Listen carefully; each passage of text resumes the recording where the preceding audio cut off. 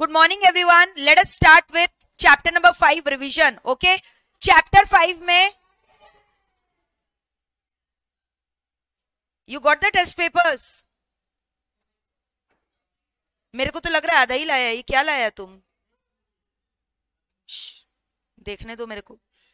अर्पिता 30 आया आपका 50 में से. Take your paper.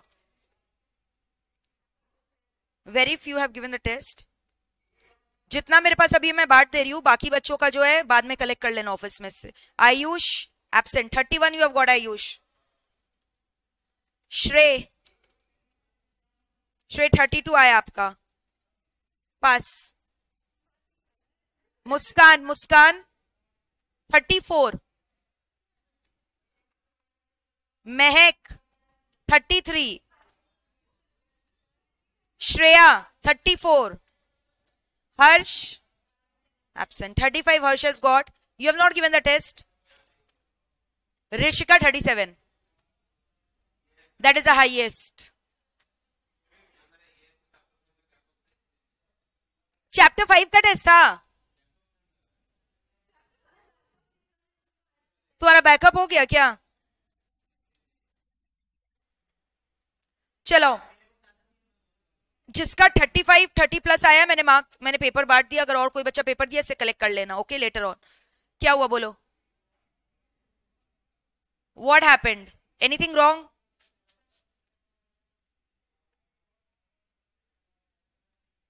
चैप्टर 1 का टेस्ट पेपर है. नहीं, मैंने अभी आपको बोला क्लास स्टार्ट करने के पहले, जो मैंने रिस्क और कंट्रोल वाला सवाल दिया था ना, आप अपना आंसर्स पढ़ो और आपने जो अपने कॉपी में आंसर्स लिखा उसको पढ़ो. आप देखोगे बहुत डिफरेंस है. You have not written it all.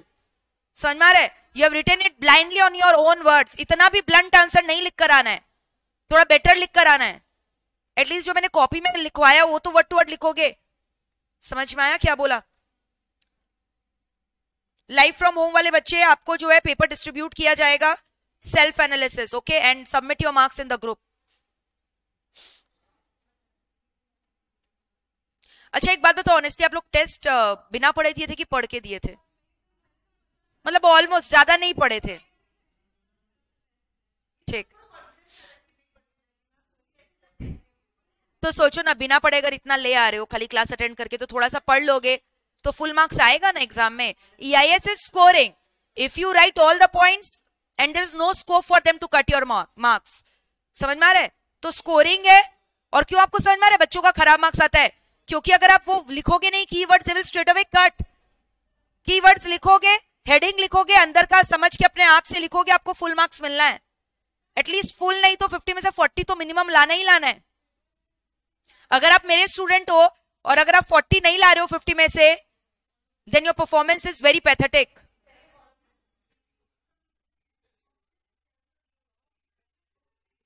Kushal, later on you will get it.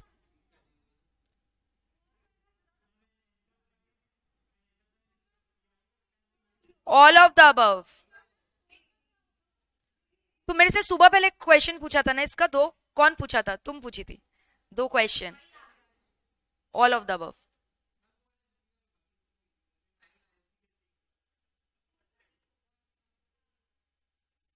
चलो, next test I am planning to take on chapter 3 because chapter 3 is very important. So you give me the date when you will be giving the test. बोलिए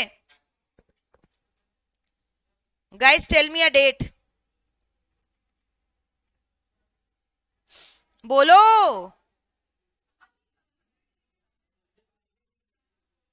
किसके ऊपर? हाँ, वो इतना सारा मैंने last में नहीं लिखवाया था. इतना सारा लास्ट में मैंने कंप्यूटर रिलेटेड ऑफेंसेस का एक टेबल नहीं बनवाया था, तो वो सारे लिखने थे अलोंग विद द पेनल्टी. सारा नहीं तो एटलीस्ट कितने मार्क्स के 6 to 7 तो लिखना चाहिए था. नहीं तो और भी तो लिखना चाहिए था. जो लास्ट में मैंने एक चार्ट नहीं बनवाया था कंप्यूटर रिलेटेड ऑफेंसेस वाला, वो वाला लिखना था चार्ट. याद है? इतना सारा सेक्शंस लिखवाया था. ठीक है.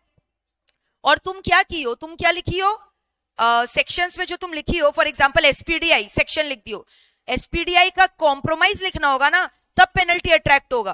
खाली एसपीडीआई लिखने से पेनल्टी अट्रैक्ट हो जाएगा क्या? और वो भी एसपीडीआई किसके ऊपर वैलिड है? Corporate body, corporate leaks the information of SPDI. तुम खाली एसपीडीआई लिखी हो, SPDI has to be compromise ना, then the penalty will be attracted.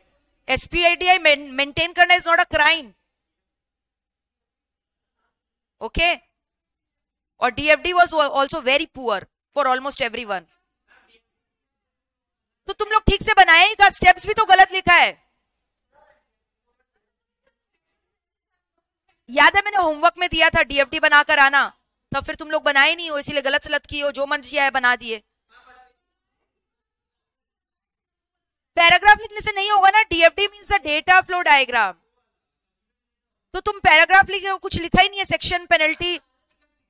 ठीक है लेकर आना, आई विल चेक, लेकर आना आफ्टर द क्लास। ठीक है तुम लेकर आना, I will check it again, I might have missed. तो आधा दिन में आयुष यही प्रिपेयर करना है। अभी अगर अच्छे से प्रिपरेशन करोगे तो रिवीजन टाइम बहुत कम लगेगा। हर एक चैप्टर में आपको टारगेट बनाना है कि मेरे को 1.5 घंटा देना है, एवरेज 1.5 घंटा अगर आप दोगे तो ऑलमोस्ट आपका 7.5 आवर्स में सब कवर्ड हो जाएगा, 7-8 आवर्स में ईआईएस। और एसएम इजी है ईआईएस, उसको रिविजन करने में कम लगेगा टाइम। एसएम का जहां एक चैप्टर 20, 25, 30 पेज का maximum, that is versus EIS का एक चैप्टर समझो 100 पेज मिनिमम है। तो जहां एसएम का 3 चैप्टर है can be compare to EIS 1 chapter. हाँ वही तो मैंने बोला, एसएम का एक एक chapter on an average maximum 30 या 35 पेजेस से ज्यादा का चैप्टर ही नहीं है।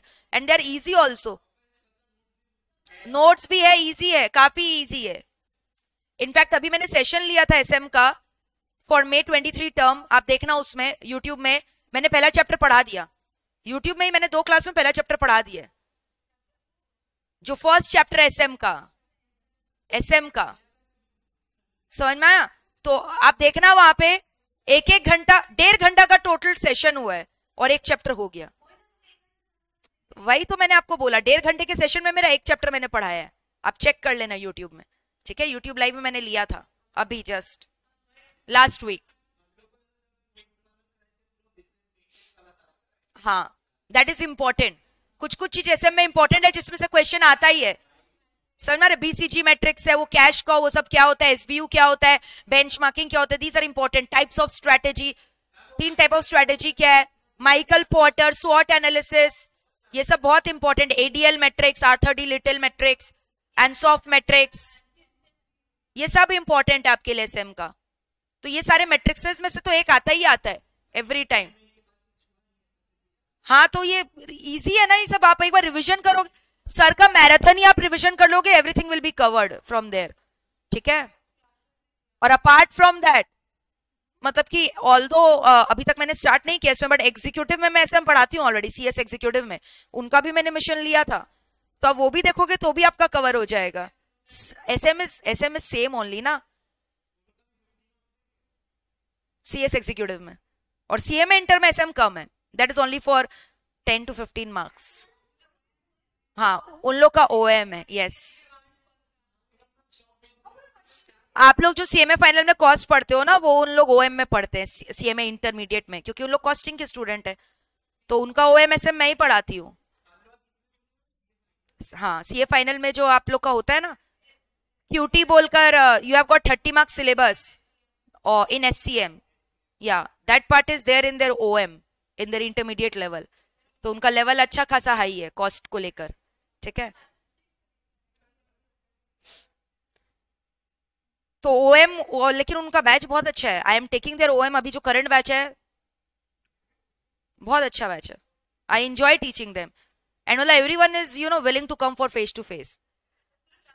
हाँ ओएम मुझे पढ़ाने में भी बहुत मजा आ रहा है, and the response is all, their energy level is very high, so I enjoy teaching them.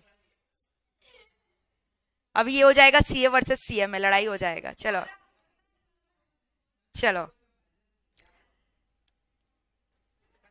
क्या बोल रहे हो, किसका कंपैरिजन नहीं है? देखो every course has its own pros and con, समझ में आ रहा है। व्हेन ओ स्टूडेंट का बात कर,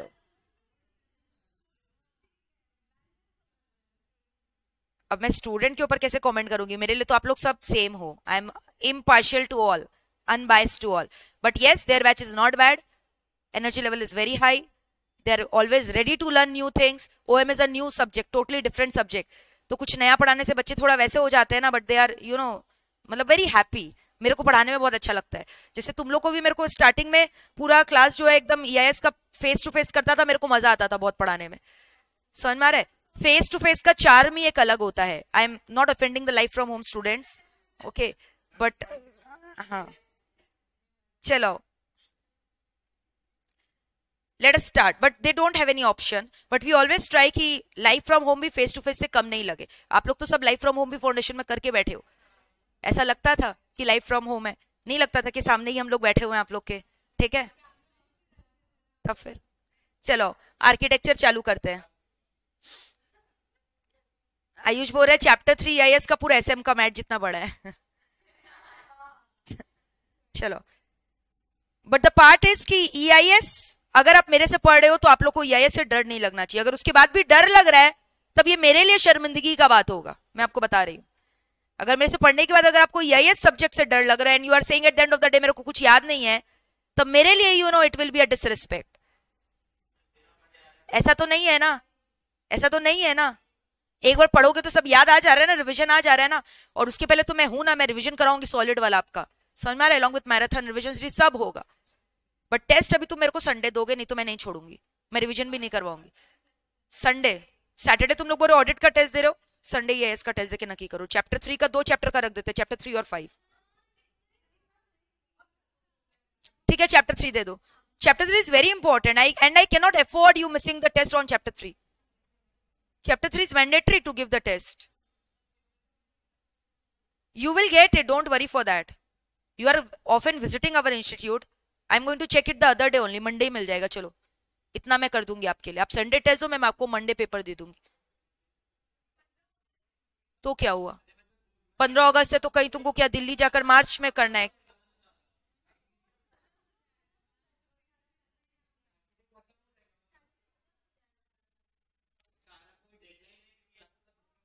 संडे एक बच्चा बोल रहा है अकाउंट्स का क्लास है 3 घंटे का.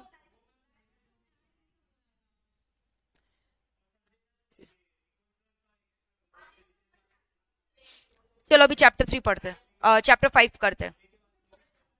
देखो मेरे को 3 दिन मैंने आपको दिया, आप मेरे को डिसाइड करके बताओ, आइदर फ्राइडे और सैटरडे और Sunday. And I don't want कि मेरा ये एग्जाम है वो एग्जाम है. EIS is equally important and technical. तो आप मुझे एक डेट दो as per your convenience.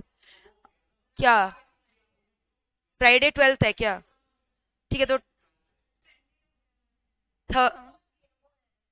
Today's Monday. हाँ, तो you have got Wednesday, Thursday, Saturday, Sunday. I have given you 4 options. You give me 1. तो तुम लोग राखी क्या पूरा दिन मना रहे हो क्या, सुबह से लेकर रात तक? वेडनेसडे दे दो. टाइम थोड़ी लगेगा चैप्टर 3 रिवीजन करने में. आप फटाफट पेज पलटाओ and sit for the exam. Chapter 3 was easy, I remember. आप लोगों ने कितना अच्छे से उसका चार्ट वगैरह बनाया था. वेडनेसडे दे दो. Wednesday is a good timing to give the test on at 11 o'clock, 11:30.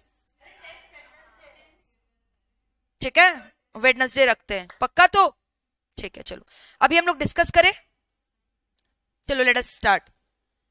Ayush तुम थर्सडे दे देना, लेकिन मैंने वेडनेसडे इसको लॉक इन कर दिया डेट को. वेडनेसडे दो, एक ही डेट रखो, इट विल बी गुड. अब मेरे को बताओ चैप्टर 5 का तुम लोग बैकअप कर लिया सबको, यहाँ पे जितना जन भी बैठा है?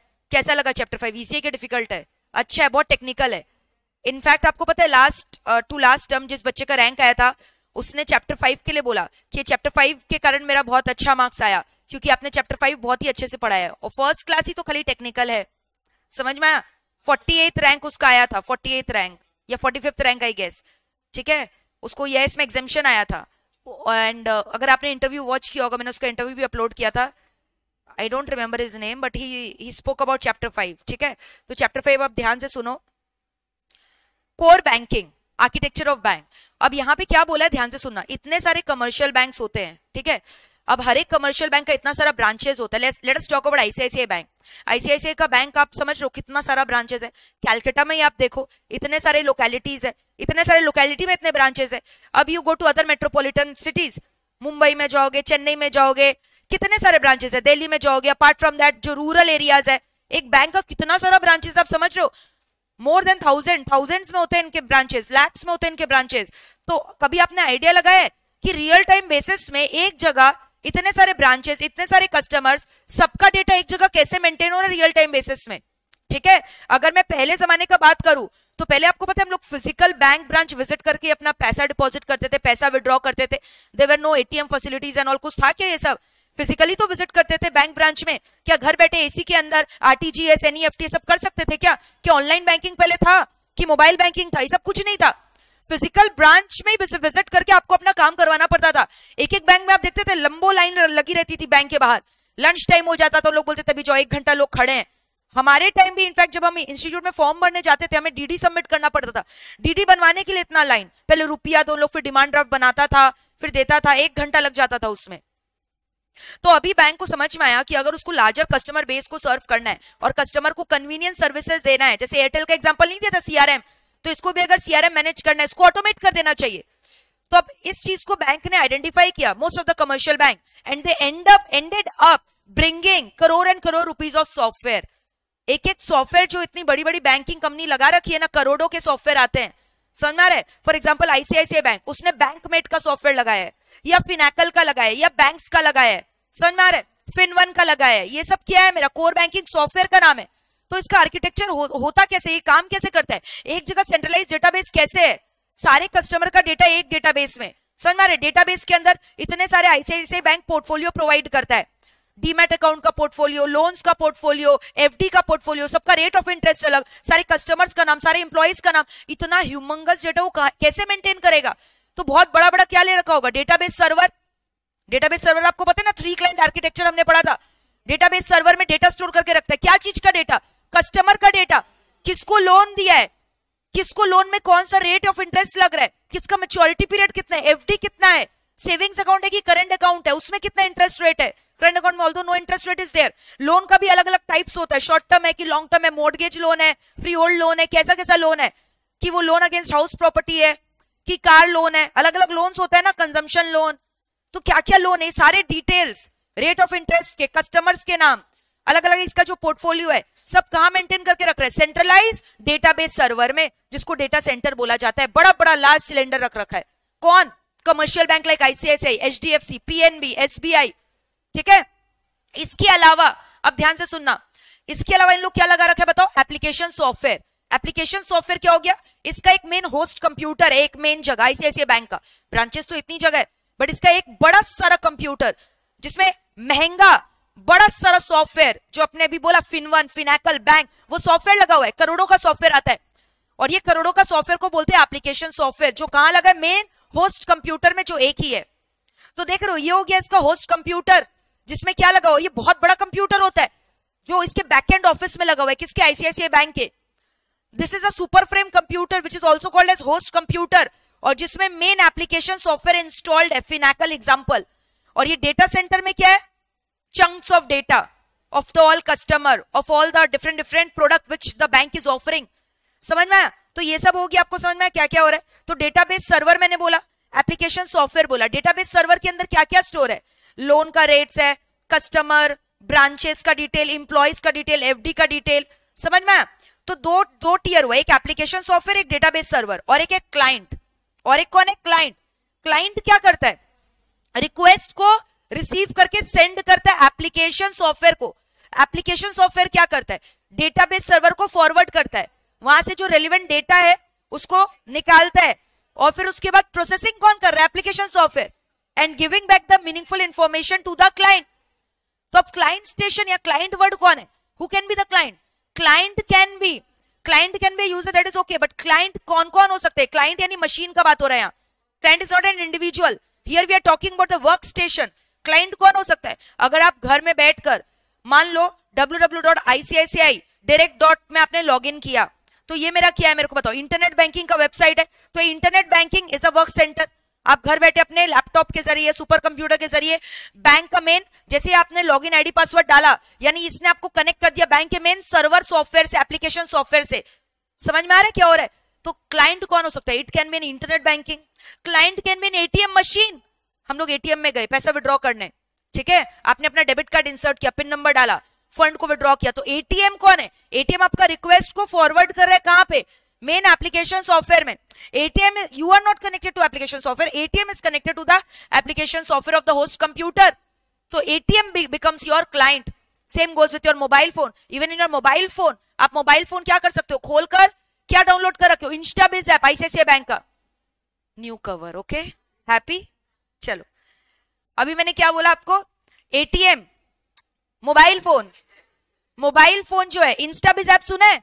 मोबाइल फ्रेंडली ऐप है, वो इंटरनेट बैंकिंग नहीं है, मोबाइल ऐप है। हाँ, समझ में आ रहा है? तो ये जो मोबाइल बैंकिंग ऐप है, मोबाइल बैंकिंग से जब आप कर रहे हो तो वो भी तो क्या मेरा क्लाइंट है। तो इंटरनेट बैंकिंग हुआ, मोबाइल बैंकिंग हुआ, एटीएम हुआ। इसके अलावा आपको पता है जो बेसिक फोन नहीं होता है जिसमें इंटरनेट वगैरह नहीं रहता है, उसमें हम लोग कोड वगैरह डालते हैं, समझ में? उसको बोलते हैं आईवीआर चैनल कोड, एसएमएस भेजते हैं, वेब सर्वर। तो उससे भी हम लोग जो अपना बैंक बैलेंस चेक कर सकते हैं। वो एसएमएस में कोड भेजेंगे, एसएमएस आएगा हमारे पास कि 1 क्लिक करिए अगर बैलेंस इंक्वायरी करना है, 2 क्लिक करिए अगर आपको जमा करना है पैसा, ऐसे ऐसे करके आता है, समझ में? That is called web channel server. तो ये सब क्या है जो मैंने आपको बोला? क्लाइंट है। ये लोग क्लाइंट है जिन लोग रिक्वेस्ट को रेस करके फॉरवर्ड कर रहा है मेन एप्लीकेशन सॉफ्टवेयर को। तो it can be an ATM, समझ में आ रहा है? It can be an IVR channel server. IVR यानी फोन का जो हुआ, मैंने फोन कॉल में भी तो हम लोग करके कनेक्ट करते हैं ना, कितनी बार आईसीआईसीआई बैंक से कनेक्ट करो हमें। ब्रांच सर्वर, ब्रांच मतलब हो गया जब फिजिकली आप बैंक ब्रांच में विजिट करके करो, जो पुराना वाला हम लोग काम कर रहे थे। कितनी बार ऐसा भी तो होता है हम लोग बैंक में भी जाकर रुपया डिपॉजिट कर सकते हैं ना। तो आप देखते हो वहां ब्रांच मैनेजर बैठा हुआ रहता है ना, आप इस तरफ रहते हो विंडो के, वो विंडो के उस पार रहता है, ठक ठक करके आपका बैलेंस चेक करता है, आपसे आपका आईडी पासवर्ड पूछता है। आईडी पासवर्ड नहीं पूछता, आपका अकाउंट डिटेल पूछता है। अकाउंट डिटेल डालते हैं, उसका सब खुल जाता है, आपको उसका एक्सेस नहीं है। समझ में आ रहा है? वो ब्रांच मैनेजर का जो मेन कंप्यूटर किससे कनेक्टेड है? एप्लीकेशन सॉफ्टवेयर से। तो वो कौन हो गया? Branch server. इसके अलावा इंटरनेट बैंकिंग जो मैंने आपको बोला, और आपने बोला web channel server which is your SMS. समझ में आया? तो ये क्या हो गया? अलग अलग क्लाइंट का नाम। इन लोग कौन हो गया? अलग अलग क्लाइंट का नाम। तो अभी तक कंपोनेंट में मैंने आपको 3 पार्ट पढ़ाया।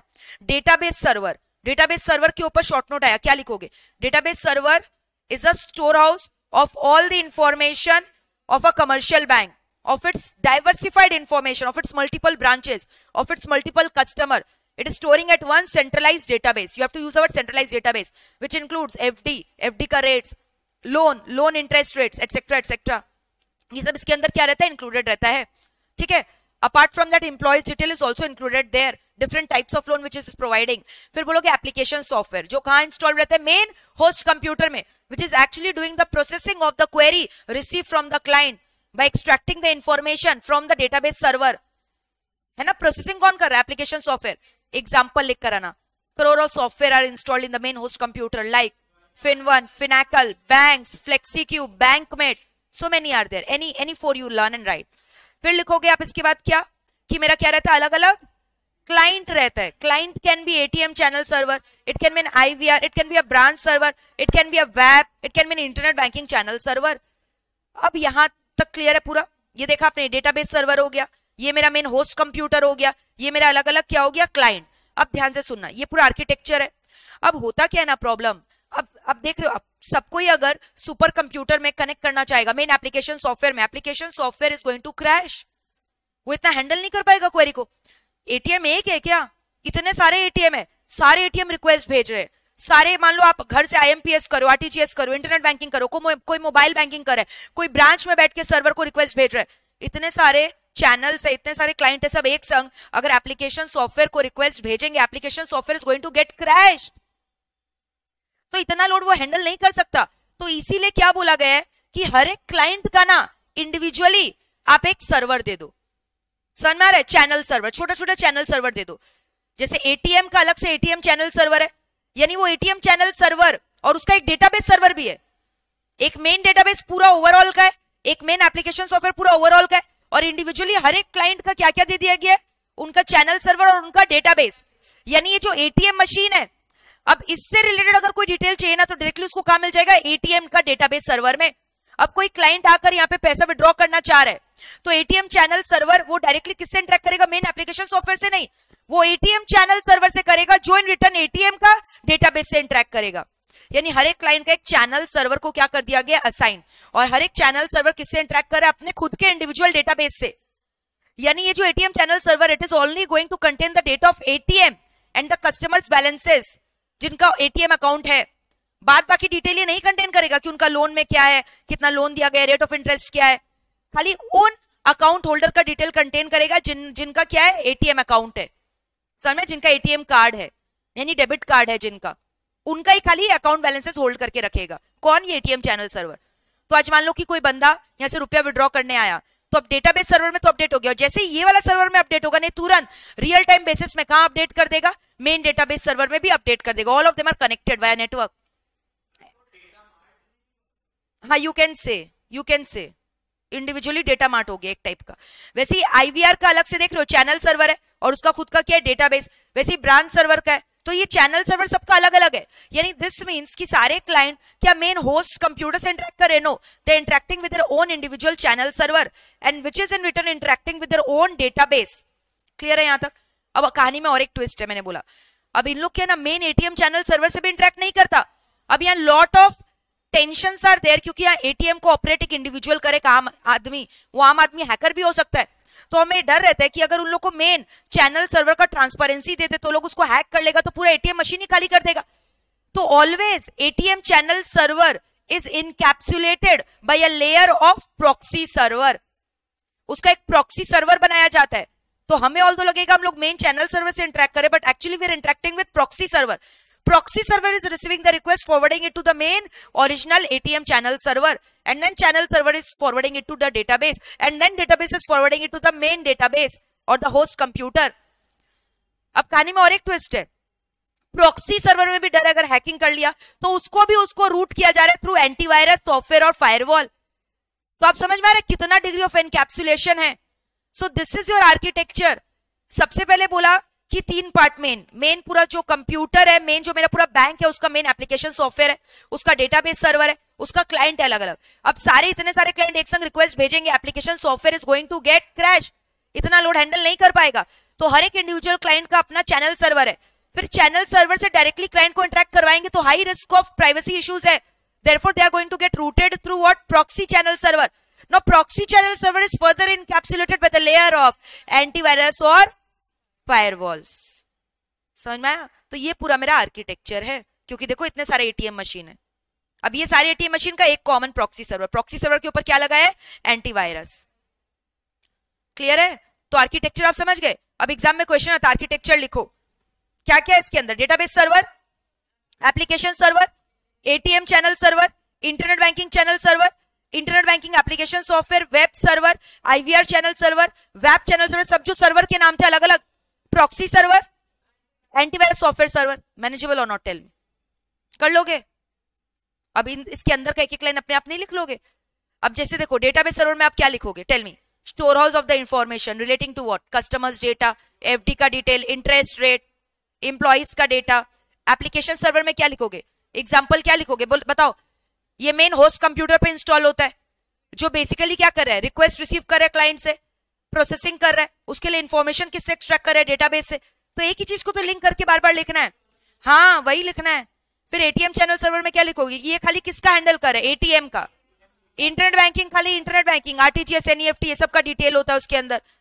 Internet banking. वेब सर्वर आप लिख लोगे, ठीक है?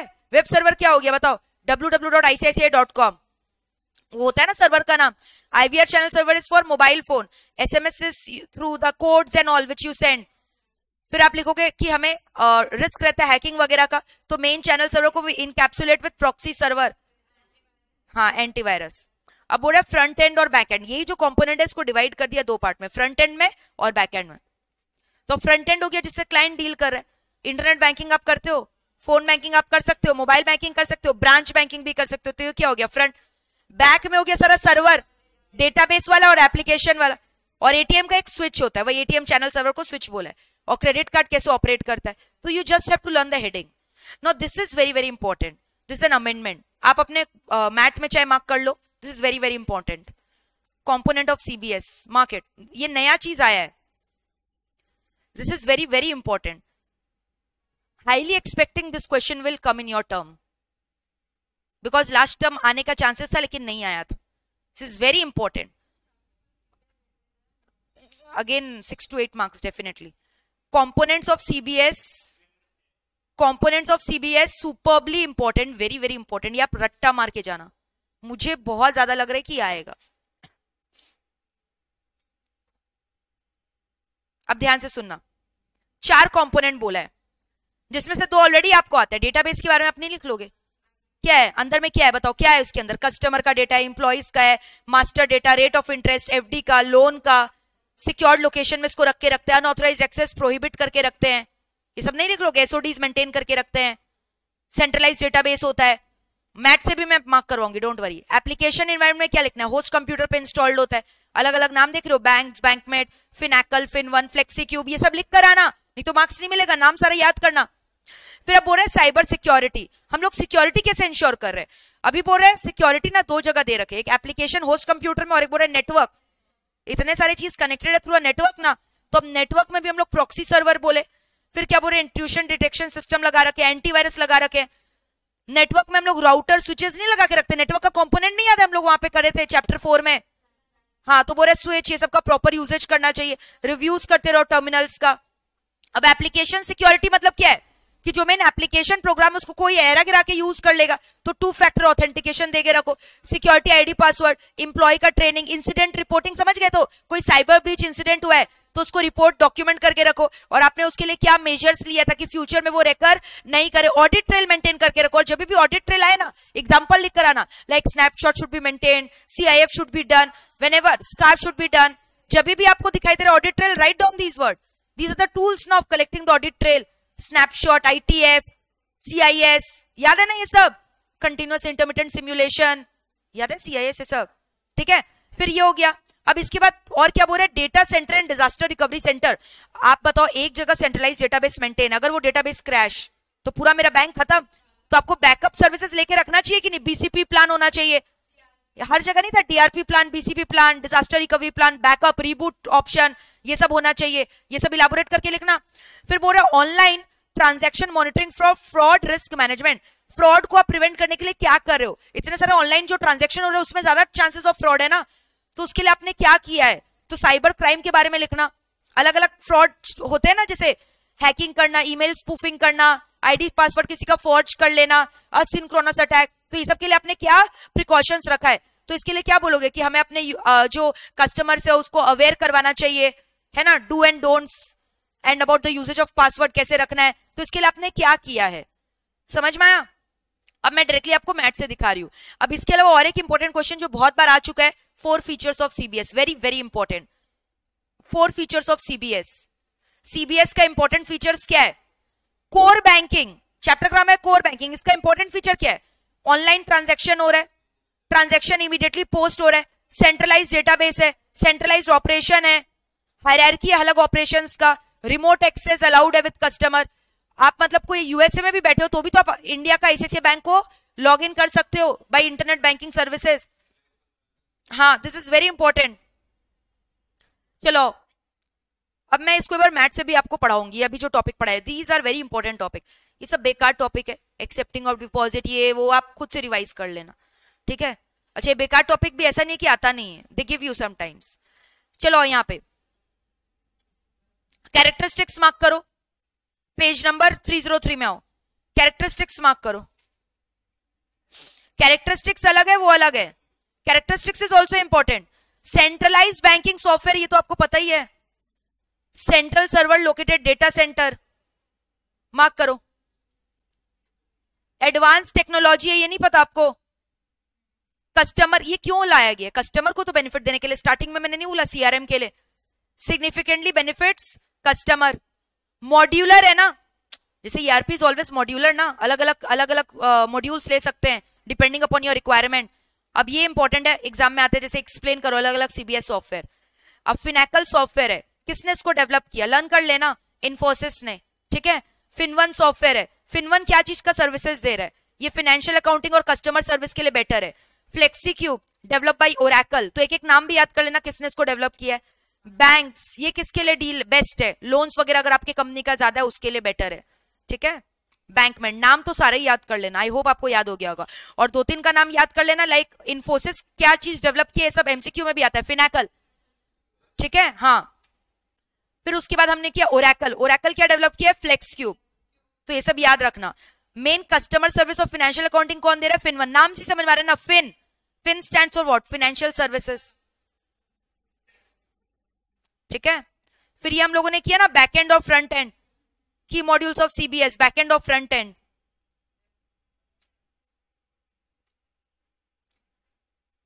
चलो ये रहा, ये आपको मैंने बोला इसका key inherent features, online processing, transaction posted immediately,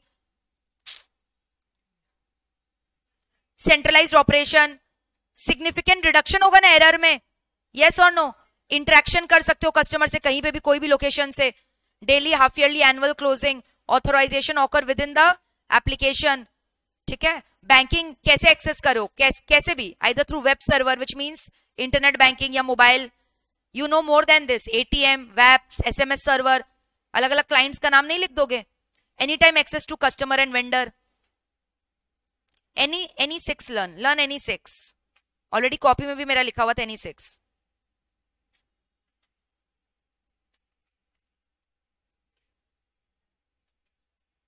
Now this is very very important. See, आप बोलोगे मैम ये भी तो कंपोनेंट्स ही है, ध्यान दो एक चीज को, हाँ यहां पे बोला एनवायरमेंट का कंपोनेंट है, वही चीज नीचे भी लिखा है, बट थोड़ा सा पॉइंट्स अलग है, हेडिंग अलग है। ये क्या है, technology components of CBS, this is very important. Copy में अलग से आप लिख लेना और उसको लर्न करना, तो आओ मार्क करते क्या क्या, अभी मैंने आपको करवाया, कॉपी में लिखवाया था ना, वही चीज है। देखो सबसे पहला पॉइंट क्या है, डेटाबेस एनवायरनमेंट, पढ़ो इसको, एक एक लाइन में पढ़ाऊंगी क्योंकि ये बहुत ज्यादा इंपॉर्टेंट, इसको लिखो 2-3 बार लिखो, very very important.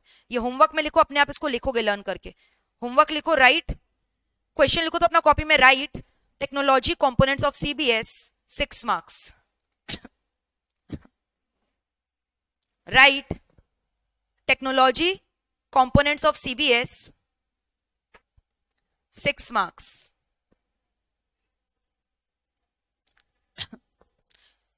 This is very very important. सबसे पहला कंपोनेंट क्या है, अभी लिखना नहीं, अब हम लोग आओ मैथ से करते हैं, ये होमवर्क है, लर्न करके अपने आप लिखोगे, आज ही लिखोगे, हाँ सेम है, कंपोनेंट जो है या बैक एंड फ्रंट एंड बोल लो, मैंने क्या बोला था फर्स्ट क्लास, सेम है सब कुछ, कंपोनेंट ही तो है। देखो क्या है पहला पॉइंट, डेटाबेस, डेटाबेस में क्या लिखा है, पढ़ो क्या लिखा है, it includes customer master data, interest rate, account type, इससे ज्यादा हम लोगों ने नहीं किया है, मेरे कॉपी में जो मैंने लिखवाया है, कस्टमर का data, rate of interest, data for all the branches of the bank, हाँ। एप्लीकेशन एनवायरनमेंट में क्या लिखा है बताओ, ये क्या कर रहे हैं, फ्लेक्स क्यूब, बैंक मेड, ठीक है, it can be generally routed through a firewall, इन लोग तो आधा ही बात लिखा है, प्रॉक्सी सर्वर, फिर फायरवॉल, और वैसे भी अलग अलग क्लाइंट मेन सॉफ्टवेयर को एक्सेस नहीं करता, they have their own channel server, वो सब तो लिखा ही नहीं है यहाँ। फिर उसके बाद क्या बोल रहा है, साइबर सिक्योरिटी, ठीक है ना, दिस इज इंपॉर्टेंट। अब साइबर सिक्योरिटी के अंदर कितना सिक्योरिटी, 2 जगह था, एक नेटवर्क के ऊपर और एक कहां बोला, एप्लीकेशन सॉफ्टवेयर के ऊपर। नेटवर्क सिक्योरिटी को क्या बोला था, कैसे करेंगे, फायरवॉल, इंट्रूशन डिटेक्शन सिस्टम होना चाहिए, बोला था ना। और क्या बोला था बताओ, रूटर्स, ये सब याद है, राउटर्स ये सब, हाँ। और क्या था, different LAN segment, hub, switches, proper usages of router था ना। फिर बोल रहा है आइडेंटिफिकेशन ऑफ रिस्क, ये risk appetite, risk mitigation technology के बारे में बात कर, हम लोग नहीं बोलते we have to identify the risk, minimize the risk within our risk appetite, risk management में नहीं पढ़ा था, ठीक है। एप्लीकेशन सिक्योरिटी में क्या लिखोगे, एप्लीकेशन का सीआईए को मेंटेन करके रखना है ना, you know what is CIA, ठीक है। तो हम लोग को एंटी फिशिंग टेक्नोलॉजी लगाना चाहिए, ईमेल वगैरह को प्रोटेक्ट करके रखना चाहिए, 2 factor authentication, password management, training of employee, incident reporting for misconduct, है कि नहीं बताओ सारे पॉइंट्स जो मेरे हैंड नोट्स में थे, वो हैंड नोट्स है ना आपके पास। इंसिडेंट रिपोर्टिंग देख रहे हो, audit log, audit trail, surveillance, robust configuration करके रखो। फिर क्या है बताओ, data centre and disaster recovery centre, disaster recovery procedures, manuals बना के रखो क्या करोगे जब होगा ऐसा कुछ, डेटा सेंटर्स मेंटेन करके रखो, बैकअप सर्विसेज लेके रखो। फिर online transaction and risk management, यहीं तक है, ये अलग टॉपिक चालू हो गया। Now this is also very very important. ये तीनों में से मतलब एक क्वेश्चन आता है, कैरेक्टरिस्टिक्स पूछता है, की फीचर्स पूछता है, या कंपोनेंट्स टेक्निकल पूछता है। टोटल 4 है। पहला पॉइंट क्या है, डेटाबेस, दूसरा एप्लीकेशन है, तीसरा सिक्योरिटी। साइबर सिक्योरिटी के अंदर ये 2 पॉइंट है, क्या क्या बताओ, नेटवर्क और एप्लीकेशन सिक्योरिटी। फिर ये नेक्स्ट पॉइंट है, data centre and recovery centre, ठीक है। हाँ ये 4 है, और ये ऑनलाइन ट्रांजैक्शन 5। हाँ ठीक है। और ये भी बहुत इंपॉर्टेंट है, की एस्पेक्ट्स अगर आएगा, की एस्पेक्ट्स क्या सीबीएस का, सीबीएस क्यों बना रहे हो, एक बात बताओ ना, ताकि सेंट्रलाइज सब दिखाई दे सके, ट्रांसपेरेंट हो, कौन से ब्रांच का कहां क्या हो रहा है, रियल टाइम बेसिस इंफॉर्मेशन मिले ना, इंफॉर्मेशन फ्लो के लिए, स्पीड बढ़ाने के लिए, कस्टमर मैनेज करने के लिए, कस्टमर सेंट्रिक, यस और no.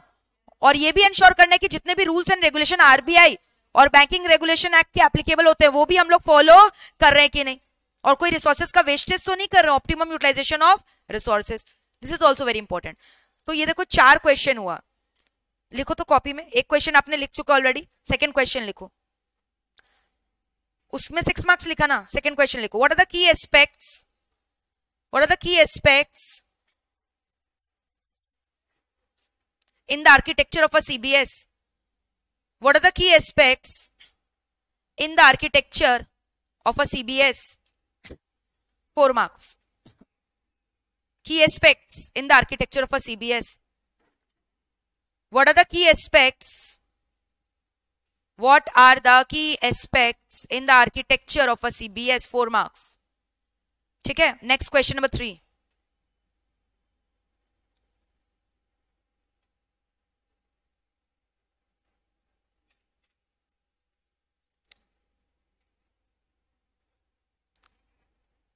what are the inherent features of a CBS, ये सारे पॉइंट्स है ना, लिखो what are the inherent features of a CBS, 4 marks, 8 point learn कर लेना और लिख लेना, what are the inherent features of a CBS। Inherent feature में आप क्या लिखोगे बोलो, सेंट्रलाइज डेटाबेस लर्न है, centralize database, centralize operation, real time basis में डेटा अपडेशन हो रहा है, ऑनलाइन प्रोसेसिंग हो रहा है, कस्टमर को बेनिफिट हो रहा है, इंप्लॉइज को बेनिफिट हो रहा है, कंप्लायंसेस ऑफ स्टैट्यूटरी कंप्लायंसेस, ठीक है, एरर्स कंट्रोल हो रहा है, रिमोट एक्सेस बाय कस्टमर और vendor any, multiple channels, 8 point हो गया ना, manageable.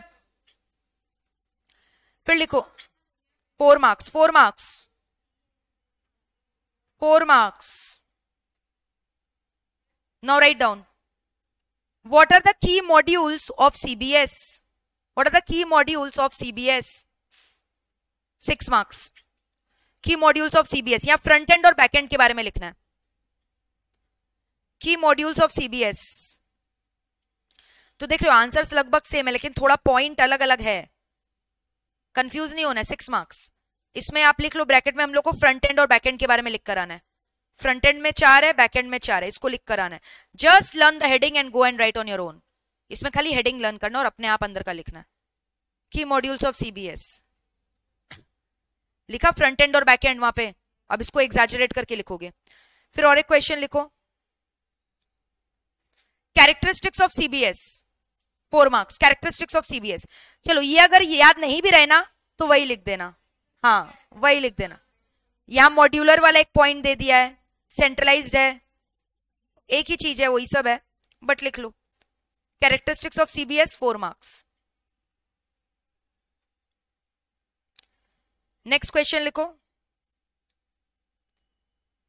Explain different types of CBS software. Explain different types of CBS software.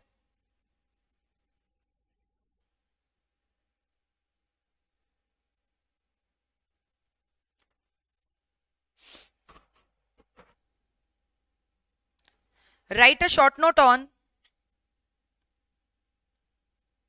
CBIS environment. Write a short note on CBIS environment.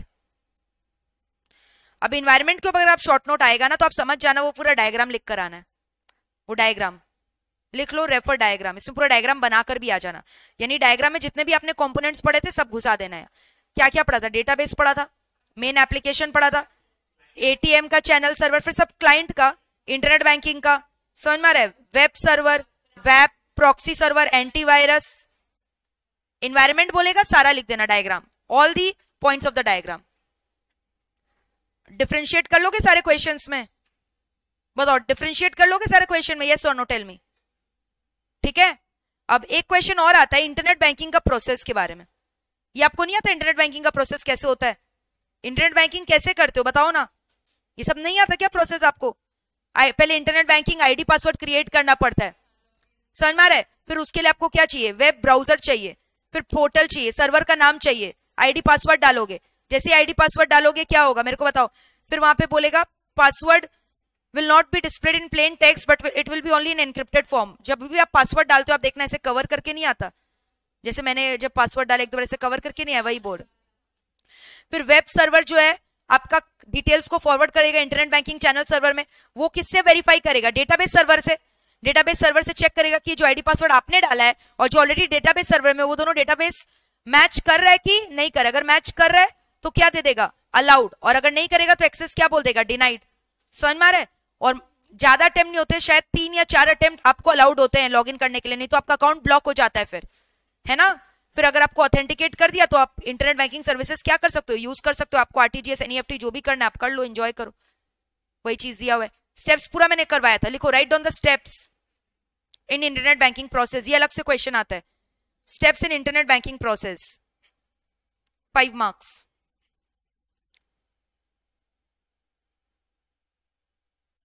Steps in internet banking process।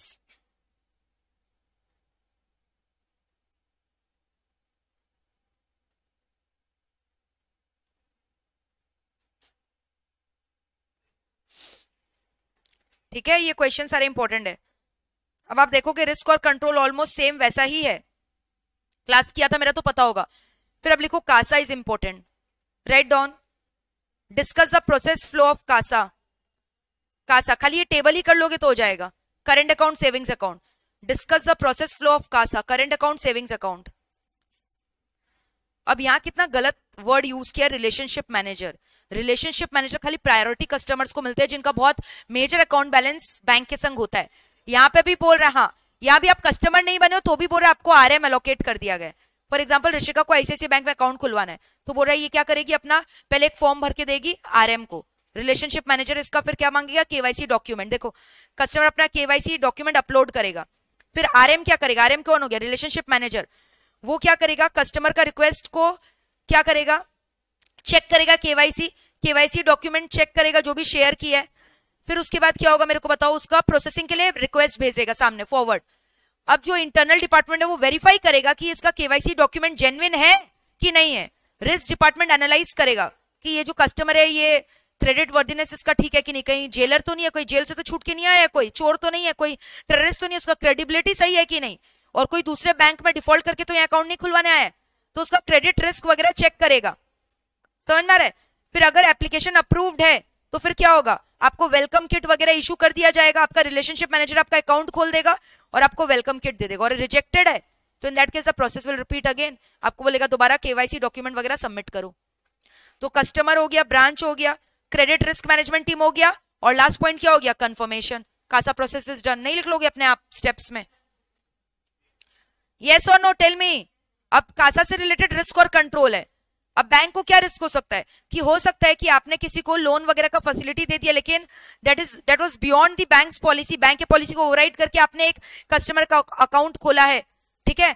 या फिर customer master data defined is not in accordance with the pre disbursement certificate, interest rate गलत calculate किया है, समझ में आया? या Kasa transaction का अप्रूवल कर दिया अनऑथराइज्ड बंदे ने, या अकाउंटिंग एंट्रीज गलत है, इंटरेस्ट का लिख देना, अकाउंटिंग एंट्रीज गलत है, गलत बंदे ने ऑथराइजेशन कर दिया, या जिस बंदे का आपने अकाउंट खोला he was not the legitimate user, it overrided the policy of the bank. फिर क्रेडिट कार्ड का प्रोसेस फ्लो पूरा है, ये डायग्राम देख लेना, समझ में आ जाएगा। कस्टमर कैसे अप्लाई करता है क्रेडिट कार्ड के लिए, ठीक है? इंटरनेट बैंकिंग के जरिए या नियरेस्ट ब्रांच को विजिट करेगा, फिर वापस से कस्टमर को क्या बोला जाएगा? कि आप अपना केवाईसी डॉक्यूमेंट सबमिट करो। फिर रिलेशनशिप मैनेजर क्या करेगा, उसका केवाईसी डॉक्यूमेंट क्या करेगा, सबमिट करेगा ना वेरिफिकेशन के लिए कि इसका प्रोसेस करना है कि नहीं। फिर रिस्क टीम क्या करेगा, सेम चीज, उसका बैकग्राउंड चेक करेगा, क्रेडिबिलिटी चेक करेगा, है ना। फिर उसके बाद डिसीजन लेगा, अगर रिजेक्टेड है तो हट गया, अप्रूव कर दिया तो क्रेडिट कार्ड आपको मिल जाएगा, नंबर मिल जाएगा, सब वेलकम किट मिल जाएगा। नहीं तुम एग्जाम में आरएम ही लिख कर आना, मैंने बोला प्रैक्टिकली नहीं होता बट एग्जाम में तो वही लिखना है ना जो इंस्टीट्यूट के मैटर, राइट आरएम, ठीक है। तो ये पूरा हो गया ना क्रेडिट कार्ड का कैसे हो रहा है। फिर उसके बाद क्रेडिट कार्ड का इंटरिम सेटलमेंट कैसे होता है ये मैंने समझाया था, आपस में बैंक कैसे उसको सेटल करता है। फिर अब याद है मॉर्गेज लोन दो टाइप का होता है, एक होम लोन एक टॉपअप लोन। यहाँ पे क्या बोल रहा है कि जब आप प्रॉपर्टी के अगेंस्ट लोन ले रहे हो वो होम लोन हो गया, बट यहाँ पे ऑलरेडी लोन लिया हुआ है, फर्दर उसको रेनोवेट करवाने के लिए और लोन ले रहे हो तो वो क्या हो गया, टॉपअप लोन। तब उसका पूरा प्रोसेस एक्सप्लेन किया गया है, सबका खाली डायग्राम फॉलो करो, एकदम ईजी है। कस्टमर बैंक के पास जाएगा, मतलब घर को गिरवी रखवा के लोन ले रहे हो इन शॉर्ट, यही मतलब हुआ, ठीक है। तो कस्टमर गया, केवाईसी डॉक्यूमेंट मांगा, केवाईसी डॉक्यूमेंट आरएम लिया, आरएम सबमिट किया, रिव्यू किया उसको। फिर उसके बाद क्रेडिट टीम को क्या बोलेगा, वही सेम चीज है, क्रेडिट टीम का क्या देखेगा, क्रेडिबिलिटी, एलिजिबिलिटी। अब यहाँ एक जन और आ गया, लीगल टीम, क्योंकि प्रॉपर्टी का मामला है। अब लीगल टीम क्या करेगा, अपना टीम को भेजेगा। आप देखते हो कोई भी प्रॉपर्टी के ऊपर लोन लेने आता है ना तो बैंक अपना लीगल टीम भेजकर पूरा वेरीफाई करवाता है प्रॉपर्टी को। अगर आप 3 रूम लिखे हो तो आप वो चेक करेगा 3 रूम है कि नहीं, कितना बीएचके है, आकर चेक करेगा, पूरा फोटो क्लिक करके लेकर जाएगा। फिर प्रॉपर्टी का वैल्यूएशन निकालेगा, कहीं ऐसा तो नहीं आपने बोला 1 करोड़ का प्रॉपर्टी है बट आपने जब एक्चुअल वैल्यूएशन किया जाकर देखा तो ये 50 लाख का भी प्रॉपर्टी नहीं था, क्योंकि प्रॉपर्टी के वैल्यूएशन पे तो लोन दिया जाता है। मैक्सिमम में 1 करोड़ का प्रॉपर्टी है तो 80% लोन मिलता है, 80 लाख। तो अगर आप हो सकता है ना ओवरस्टेट कर दियो अपने डॉक्यूमेंट में प्रॉपर्टी का वैल्यू, तो सब वेरीफाई करने के लिए लोग क्या करते हैं, लीगल वैल्यूएशन टीम भेजता है, समझ में आया। फिर लीगल वैल्यूएशन टीम क्या करता है, अपना एक रिपोर्ट रेडी करके भेजता है अंडरराइटिंग टीम को। अंडरराइटिंग टीम क्या करता है, चेक करता है पूरा फर्दर लीगल प्रोसीजर, और फिर फाइनली उसके बेसिस पे अगर अप्रूवल हो जाता है, कितना लोन सैंक्शन करना है नहीं करना है, फिर उसको अप्रूव करके क्या करता है, उसको भेज देता है। कैशियर ऑर्डर बोलते हैं इसको। कैशियर ऑर्डर किसको भेज देता है, रिलेशनशिप मैनेजर को। आरएम किसको दे देता है, कस्टमर को। फिर कस्टमर का अकाउंट क्या होता है, क्रेडिट हो जाता है उतने अमाउंट से उस पर्टिकुलर बैंक में। So this is how mortgage loan का फ्लो चार्ट हैपेंस। इसको आपको वर्ड्स में लिखना, नहीं लिख लोगे, हाँ तो कुछ नहीं है, इजी तो है, खाली यहाँ पे हेडिंग याद रखना। कस्टमर सबसे पहले आता है, फिर कौन रहता है, आरएम, उससे संग इंटरेक्ट करता है। आरएम क्या करता है, क्रेडिट टीम के संग इंटरेक्ट करता है। क्रेडिट टीम क्या है, लीगल वैल्यूएशन टीम। और फिर फाइनली क्या कर रहा है, जो सीडी वगैरह बनाएगा, कैशियर ऑर्डर बनाएगा, वो सब कौन कर रहा है, लेंडिंग टीम। तो ये खाली हेडिंग याद रखना, फिर इससे अपने आप लिख लेना ना अंदर का। कस्टमर से क्या रिलेटेड होगा, customer will approach the bank, KYC document submit करेगा, समझ में आया। और लास्ट में क्या, टर्म्स ऑफ लोन उसको भेजा जाएगा ना, ऑफर लेटर, कितना लोन लगेगा, कस्टमर साइन करेगा तभी तो उसको कैशियर ऑर्डर दिया जाएगा। हो सकता है कस्टमर को लग रहा है नहीं लोन तो दे दिया लेकिन इंटरेस्ट ज्यादा है, अप्रूवल होने के बाद कस्टमर का एक साइन भी तो चाहिए कॉन्ट्रैक्ट फुलफिल करने के लिए, तो वही सब है यहाँ पे। तो आपने क्या लिखा बताओ तो, right a short note on क्या, प्रोसेस फ्लो ऑफ कासा लिखा था, वहीं पे लिखो कासा। नेक्स्ट पॉइंट उसी में कंटिन्यू करके, credit card, next mortgage loan,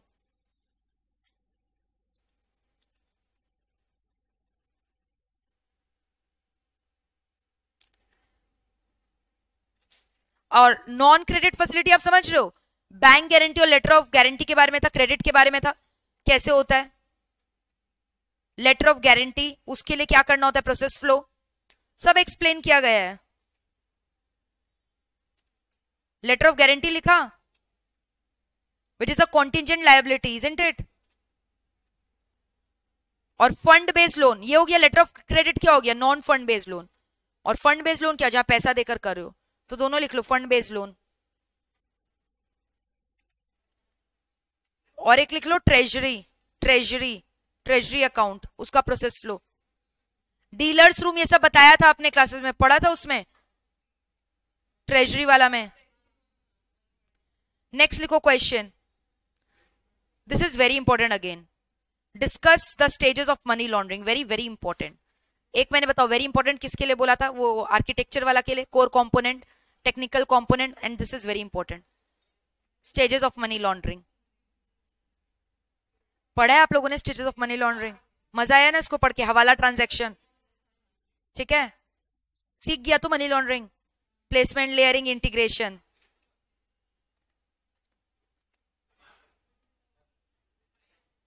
right a short note on SPDI, this is also very important, जो ऑलरेडी आपने वहां पे भी पढ़ा है। एसपीडीआई, एसपीडीआई 43A सेक्शन पता है ना, ऑफ आईटी एक्ट।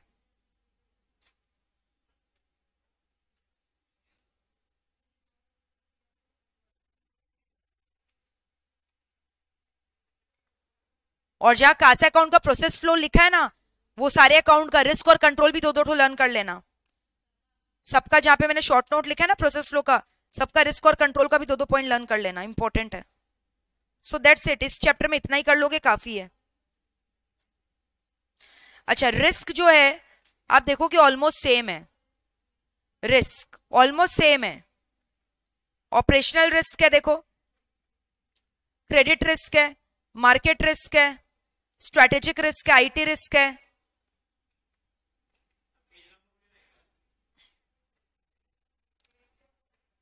$316 लिख लो, रिस्क, रिस्क। और लास्ट पॉइंट लिखो implementation of CBS. Last question लिखो इंप्लीमेंटेशन ऑफ सीबीएस। कैसे इंप्लीमेंट करेगा? जैसे ईआरपी सॉफ्टवेयर करता था, प्लानिंग करेगा, ऐसी थोड़ी इंप्लीमेंट करेगा। पहले प्लानिंग करना होगा ना, अप्रूवल लेगा टॉप मैनेजमेंट से, सिलेक्ट करेगा कौन सा सॉफ्टवेयर लगाना है, डिजाइनिंग, कंट्रोलिंग, टेस्टिंग, इंप्लीमेंटेशन, फिर मेंटेन करना होता है, सपोर्ट चाहिए, अपडेट, ऑडिट। आप देखोगे ईआरपी सॉफ्टवेयर का जो किया था स्टेप्स वही ऑलमोस्ट, ये देख लो आप, सेम टू सेम वही है कि नहीं? ये भी तो एक सॉफ्टवेयर है जिसको आप इंप्लीमेंट कर रहे हो। रिस्क, स्टेप्स, कुछ नहीं याद रहे, नॉर्मल जो याद है वही लिख कर आ जाना। बीपीए में भी स्टेप्स था, वही तो था। प्लानिंग, वहां पे भी वही सब तो था, प्लानिंग, सिलेक्टिंग नहीं था, अपडेटिंग, टेस्टिंग, ये तो हर ही जगह, मेंटेनेंस, इंप्लीमेंटेशन, चेंज मैनेजमेंट, तो हर जगह एक ही चीज है। सो दैट्स इट, इतना कर लेना इस चैप्टर में।